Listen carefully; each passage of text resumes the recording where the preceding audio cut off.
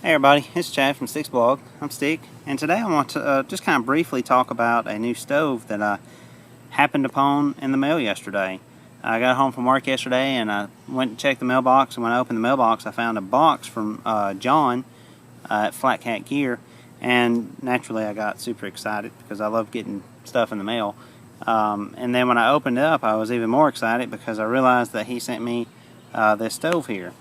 And for those of you that may not recognize it right off the bat, this is the IsoClean 1.0 cook stove. There is a second version to this stove. It's called the IsoClean 2.0, and the big difference between that stove and this stove is that the 2.0 has a built-in pot stand on the top of it. So that's pretty cool. You don't actually have to have a separate pot stand, or you also don't have to worry about making sure that you have the bottom of the cook pot the right distance from the stove because it's already set for you. However, with this system here, John knew that I already had the Snow Leopard cooking system, so he sent me the regular 1.0 system, and I'm going to give it a try this morning or this afternoon using my Snow Leopard cooking system. And then I have just my Backcountry 700 milliliter cook pot, and I've got 2 cups of water I'm going to put in it. Now, just first off, a few things about this stove. This stove is called the IsoClean stove because it runs off of isopropyl rubbing alcohol. For those of you that are familiar with alcohol stoves, you're probably aware that typically when you buy fuel, you're looking for the methyl alcohol, which is going to be your yellow bottle heat or your SLX denatured alcohol, something along those lines. A lot of you know that it's highly not recommended to use isopropyl rubbing alcohol simply because it burns dirty. It creates a lot of soot whenever it burns, so it ends up getting your cook pots and stuff real dirty. And also I imagine that it's not quite as efficient because the stoves that are built to use methyl alcohol aren't built with the thought of using isopropyl rubbing alcohol in it, so it's just a different design. Saying that, I want to say that John does not recommend using any of the methyl alcohols in this IsoClean stove, simply because, just as I mentioned, this stove is designed to run with this kind of fuel, whereas other stoves are designed to run with other types of fuels. Also, just so you know, you can use either 70% or 90%, or as an alternative, you can also buy the heat and the red bottle, the one that most of the time you always try to avoid with regular alcohol stoves. However, you can buy the red bottle heat, and you can use all 3 of those types of fuel in this stove. However, that's going to depend on what sort of system that you're using. John recommends for using smaller systems such as the Snow Leopard, which is basically a mug cook pot style system. He recommends using 70% with the smaller systems, whereas if you were using a bigger cook pot and stuff like that, then he would recommend using the 91%. And as far as I understand, the big difference is the 70% doesn't burn as hot as the 91%. That makes sense because you wouldn't expect to need as much heat inside the littler system as you would the bigger system, because you're not trying to heat as much space. That's my theory on it. That's just want to clarify. That's my theory. I don't know if that's the exact reason. Anyway, just another couple of things. This stove is made out of stainless steel. One reason that I would assume it's made out of stainless steel is because whenever you burn rubbing alcohol, you're going to end up with water left over at the end after you get done. And I'll show you that when the video is done, that there is a little bit of water left inside the stove whenever it gets done boiling all the alcohol out. So, as kind of an upfront method to combat that, he's using stainless steel because, as you know, if it was aluminum or something like that and a lot of water kept getting left in the stove or it just kept coming in contact with it, it may rust out and it just may not work as well. So I do know that he decided to go with stainless steel, or I assume that he decided to go with stainless steel to kind of combat that just right up on the front line. There may be other reasons. I'm not really 100% sure if there is any other reasons, what those reasons might be. So anyway, oh yeah, also for those of you out there that like to count weight, I'm not knocking you because I'm one of those people. This stove weighs 1 ounce. The stove by itself weighs 1 ounce. And a lot of that due to the fact that it is made out of stainless steel. So the general idea is to take your rubbing alcohol, pour it in the stove, and there's no difference in the way that you would actually go about setting this up and actually using it, and I'll show you that in just a little bit.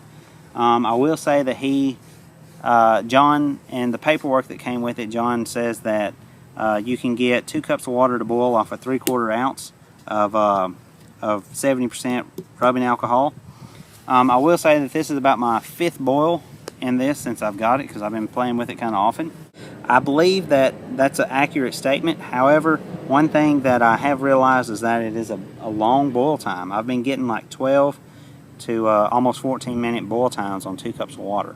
So I'm not sure if that's because the particular, if it's just, this is snuffing out the heat or the oxygen so well that it's making it not burn quite as hot. I'm not really 100% sure. I don't know what kind of boil times John routinely gets with these stoves. That's just the ones that I've gotten so far.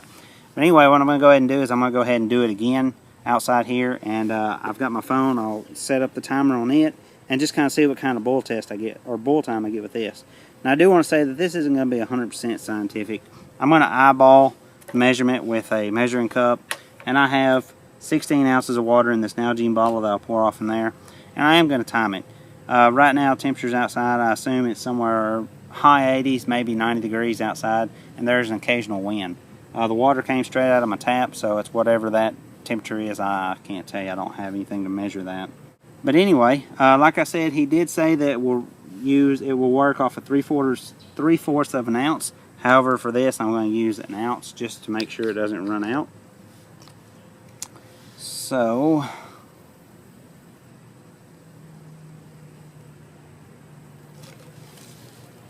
there we go. 1 ounce of 70% rubbing alcohol. And while I'm lighting this, I do want to also add that John calls this a mild weather stove. He doesn't recommend using it in temperatures below 35 degrees, simply because this does have water in the fuel, and that water can get cold and it can make it quite hard to light the stove. And I've also found, just even at normal room temperature, it's not as easy to light this fuel as it is methyl alcohol, such as your heat. Also, he doesn't recommend, it's not recommended for use over elevations of about 5,000 feet. I'm not sure if that changes the way it boils or something like that. I can't really tell you about that. But that's just his recommendations. Of course, I'm sure that there are exceptions and maybe it can be done, but that's just something I thought I'd go ahead and throw out there. So anyway, let me just go ahead and get this thing lit. And as with most other alcohol, it is hard to see. However, as you can tell right at this moment, whoops, I'll throw that over there. Right at this moment, you can see that. He does recommend in cooler weather to let it burn for about 60 seconds to kind of make sure everything's warmed up, heat it, and going. Sorry about the traffic. I'm sitting right outside my house, which is right by a road that seems to get every car in this town decides I want to drive up and down. So I got that going. Go ahead and put the stand on there. Probably should have done this before because I'm wasting fuel now. You'd think as many times as I've done this I would have. So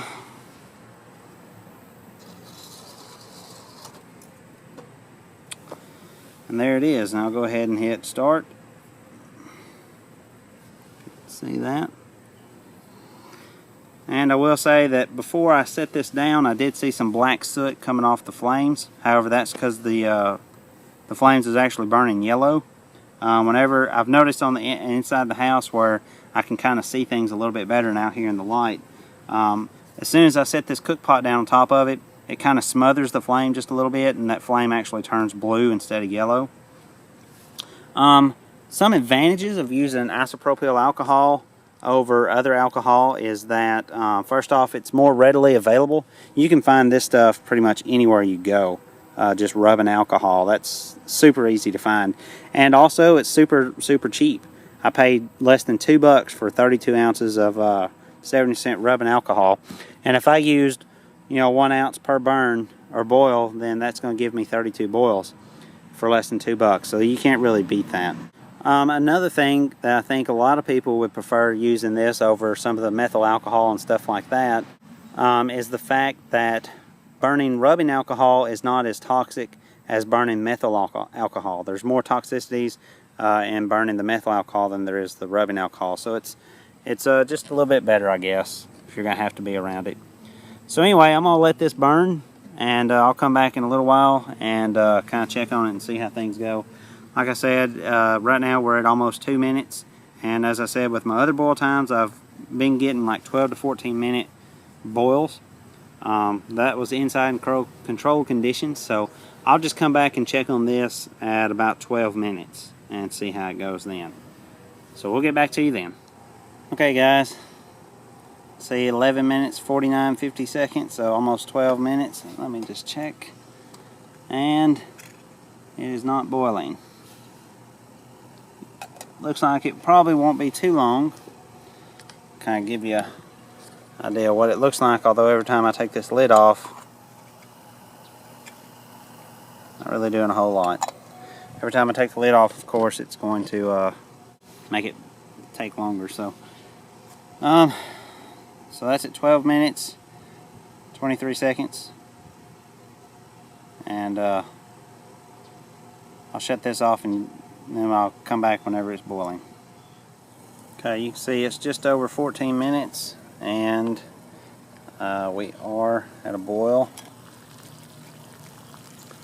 So it took about 14 minutes to bring that to a boil. So, John, if you're watching, if there's anything I did wrong, feel free to let me know. Say that's not a great boil time, but for the simple fact that it is getting water to boil with 70% rubbing alcohol is a pretty awesome thing in my opinion. So what I'll do now is I'll let this boil out, and once it boils out, I'll show you the water residue that's left over from boiling or using rubbing alcohol. So hang on just a second.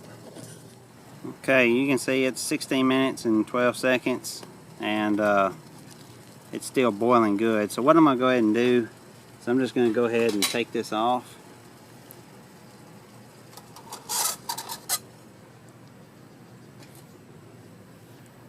And you can see it's still boiling. It's still going pretty good.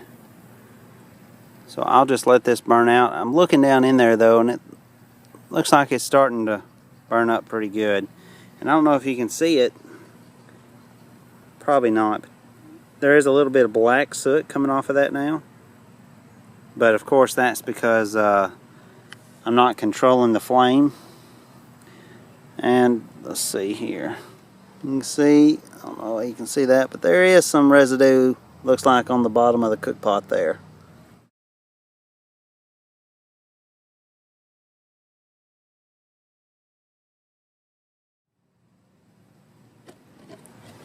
Okay, looks like it burnt out there. So about 17 minutes and 45 seconds, somewhere around there. Take that off. And there you have it. The stove's going to be hot considering it's stainless steel, but you can see there is some water left over in the bottom of it. And we'll just pour that out.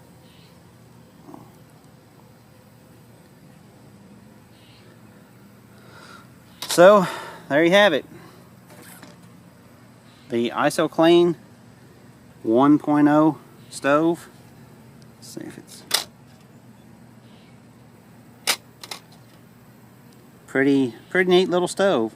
Well, admit it's got a long boil time so far, but like I said already about twice probably in this video, considering the fact that it uses rubbing alcohol, I think that's pretty cool.